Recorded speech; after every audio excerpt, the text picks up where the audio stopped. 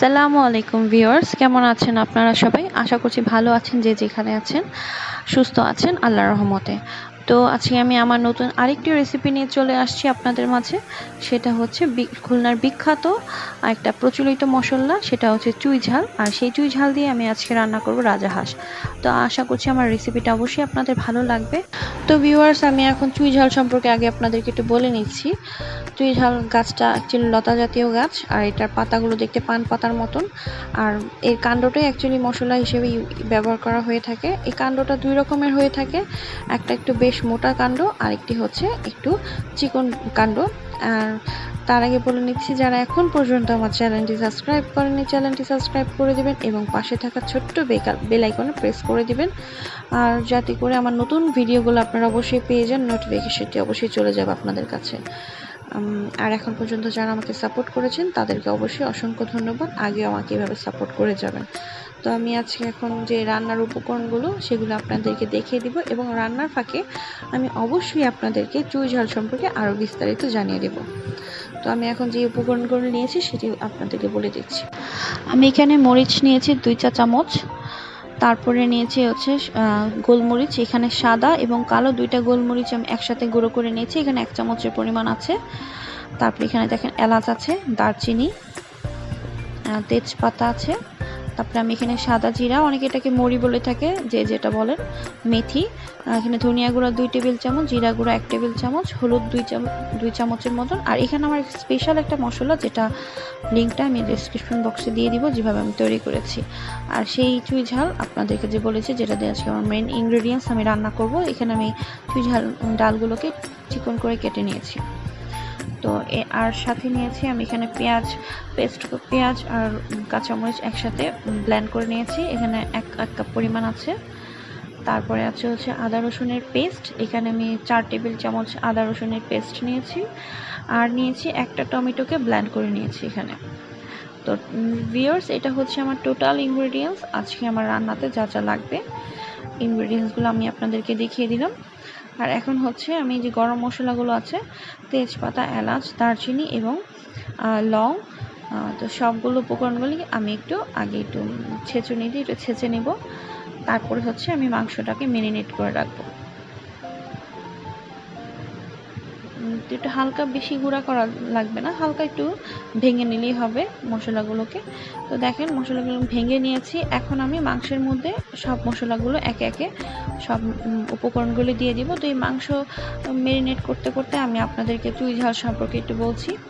চুই ঝালটা হচ্ছে খুলনা, বাগেরহাট, সাতক্ষীরা, পিরোজপুর এই জেলাগুলোতে এই চুই ঝালটা বেশি প্রচলিত একটা মশলা।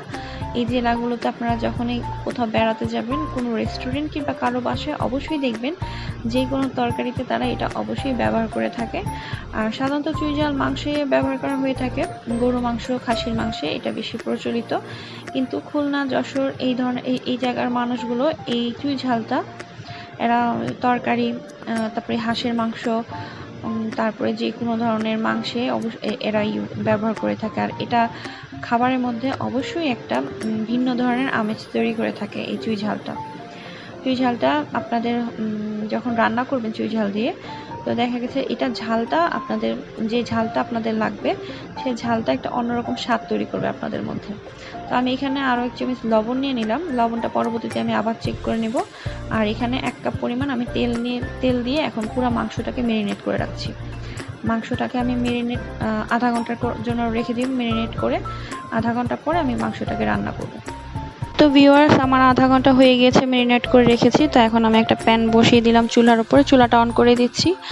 আর এখন মাংসটা আমি প্যানের মধ্যে দিয়ে দিব।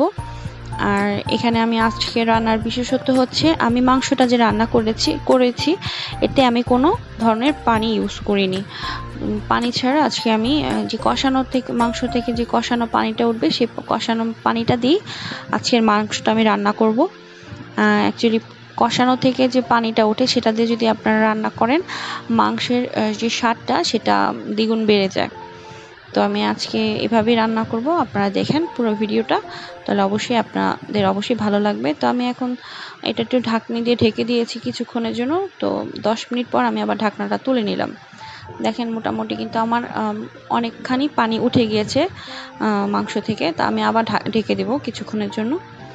তো আমি ঠিক 15 থেকে 20 মিনিট পর আবার ঢাকনাটা এখন তুলে নেব। তো দেখেন আপনারা যে অলরেডি আরও অনেক বেশি কষে মাংস কষে পানি উঠে গিয়েছে মাংস থেকে।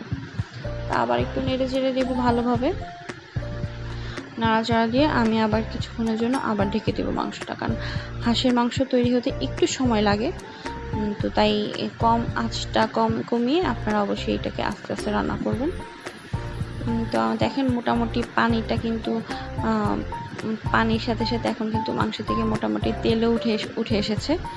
তো এখন আমার মোটামুটি মাংসটা কিন্তু সিদ্ধ হয়ে গিয়েছে। তো এখন আমি করব এখানে হচ্ছে আমি চুই ঝালটা এখন দিয়ে দিব। আর এই চুই ঝালটা দেওয়ার পর আমি আরও আধা ঘন্টার মতন রান্নাটা করব, যাতে করে চুই ঝালের যে স্বাদটা সেটা জানি মাংসে পৌঁছে যায়।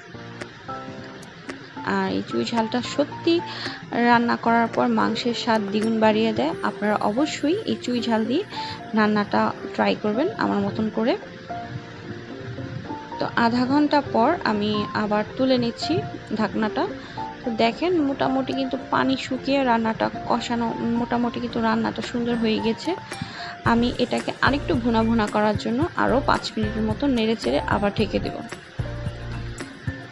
তো ভালো করে একটু নাড়াচাড়া করে আমি আবার ঢেকে দিচ্ছি 5 মিনিটের জন্য। তো 5 মিনিট পর ভিউয়ার্স আমার রান্নাটা কিন্তু হয়ে গিয়েছে।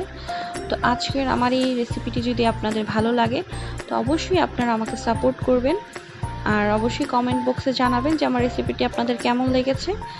আর অবশ্যই আমার যারা এখন পর্যন্ত চ্যানেলটি সাবস্ক্রাইব করে দিবেন এবং বেল আইকনে প্রেস করে দিবেন, যাতে করে আমার ভিডিওগুলো জলদি আপনাদের কাছে পৌঁছে যায়। আল্লাহ হাফিজ।